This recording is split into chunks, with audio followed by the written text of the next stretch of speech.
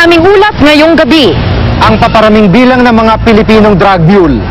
Gano'ng karami na dala mo? 80 lang, 80 pieces. Mga ilang gramo. Para may isang ko lang 1 kilo.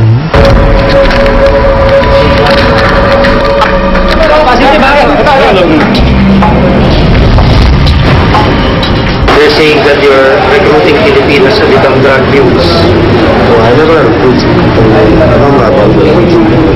So what are you doing to Philippines? I was here on transit from Russia. at ang paunang bayad sa mga biktima ng paglabag sa karapatang pantao. Deep inside us, mahirap yung dinaanan namin. Para palitan mo ng pera, hindi pera ang habol namin. Ang habol namin, total justice. Sa buong mundo, nasa mahigit 80 Pilipinong naharap sa parusang kamatayan dahil sa kasong drug trafficking. Karamihan sa kanila naging drug mule o lumulunok ng droga, maipuslit lang sa ibang bansa. May pag-asa pa kayang mailigtas sa mga Pilipinong nalinlang ng mga sindikato ng droga?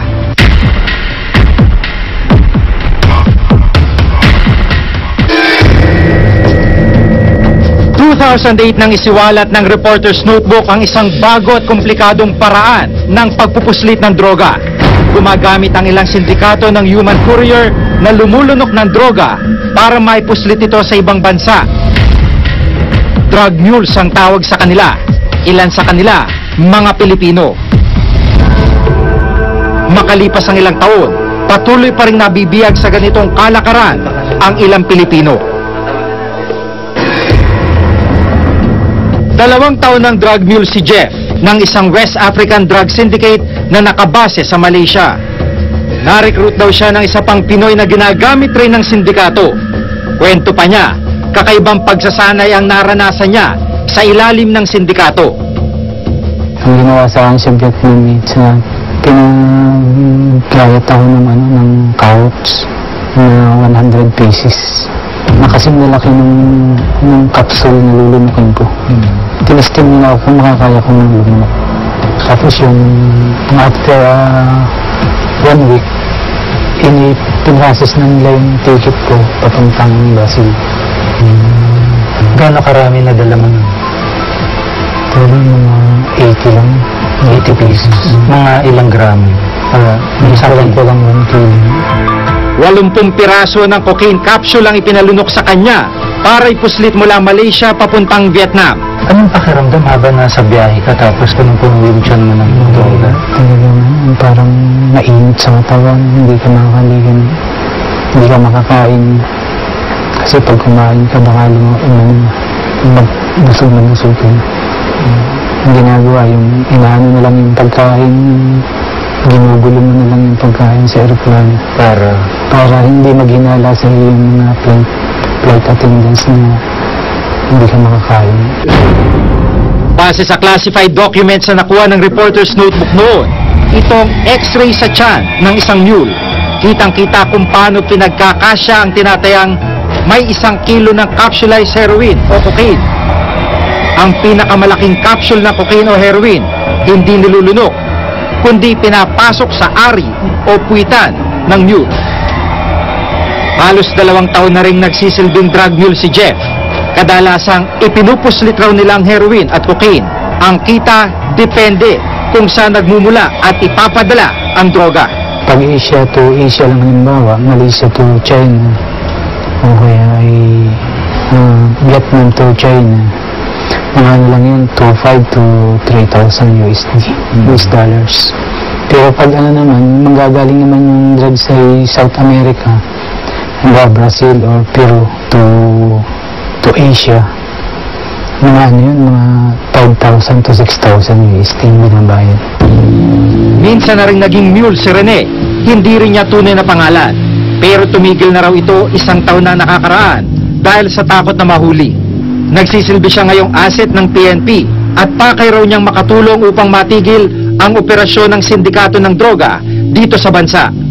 Nakakawa kasi yung mga Pilipino, sila lang nakukulong. Wala naman nakukulong ng mga Nigerian. Kaya naisip ko, para may iba naman, Nigerian naman ang ating ipakulong. Para malaman nila na biktima lang ng mga kababayan natin dyan. Kapit lang sila sa patalim. Dumarami na kanila nare-recruit, nakakuha na rin sila ng mga contacts dito at kaya dapat talaga silang bantayan. It's a cause for concern because marami tayong mga pagkakataon din nakita na Pilipino na nagre-recruit sa kapwa Pilipino. Na Pilipino na nagtatrabaho sa ilalim nitong mga West Africans at other international drug trafficking organizations.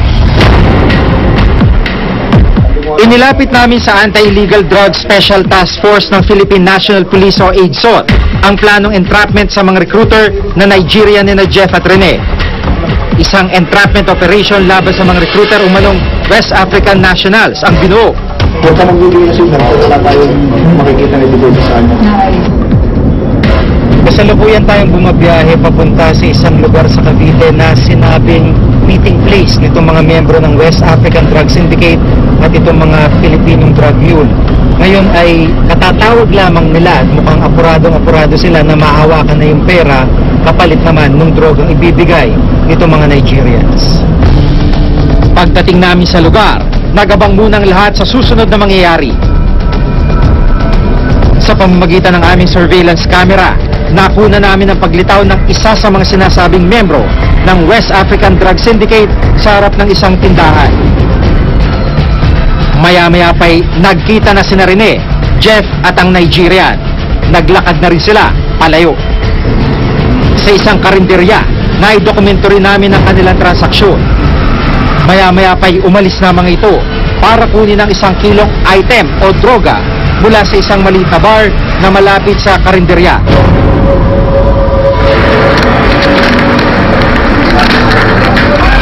Sa udyat ni Rene, agad pumula sa mga operatiba ng AIDSOT PNP, paakyat ng bar.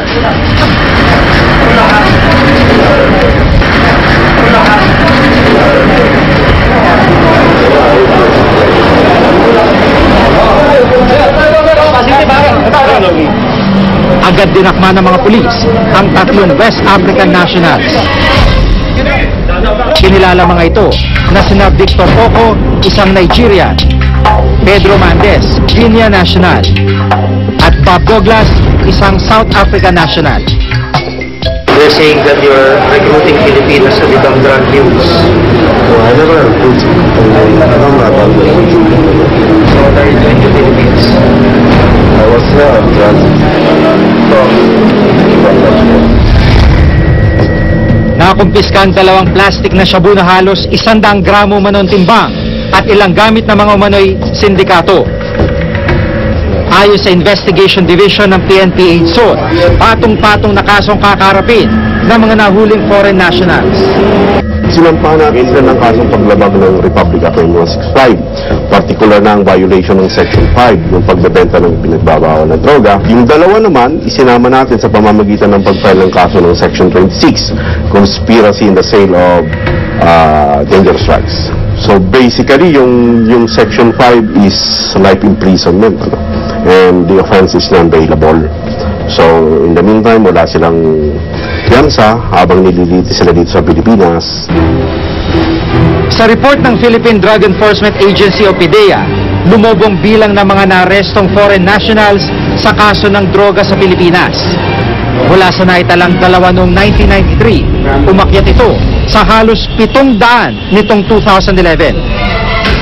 Taong 2010 naman, nang buuin ang pamahalaan ng Task Force Drug Couriers o TFDC na naglalayo namang mapigilan ang pagre-recruit sa mga Pilipino para maging drug couriers. Pero ayon sa grupong Citizens Crime Watch, hindi pa rin umano ito sapat upang sugpuin ang lumalalang problema ng pagpupuslit ng droga sa bansa. Meron tayong tinatawag na socio-economic development, which is, you have to understand the reason na naging forced to be drug mules because of poverty.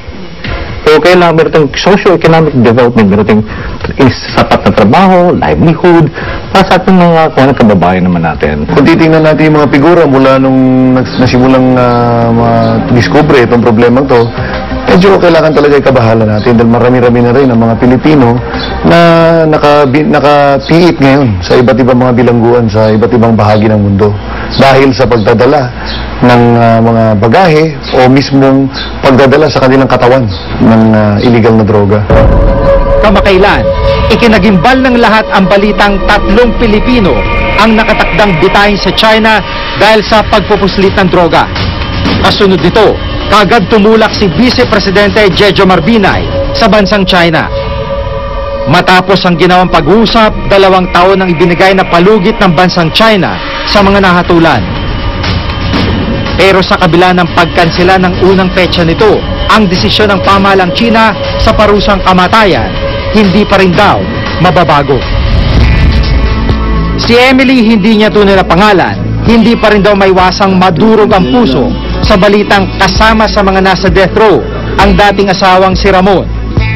Ang lihim ni Ramon bilang isang miyembro ng West African Drug Syndicate, naging dahilan pala ng pagtatapos ng kanilang relasyon. Natakot ako para sa akin, sa aming anak. Ano po kasi kami isang anak.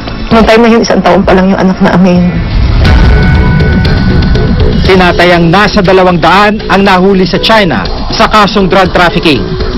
79 dito nahatulan na ng parusang kamatayan. Sa buong mundo naman, nasa mahigit 600 Pilipinong nakakulong sa iba't ibang bansa dahil sa pagpupuslit ng droga. 88 rito naharap sa parusang bitay.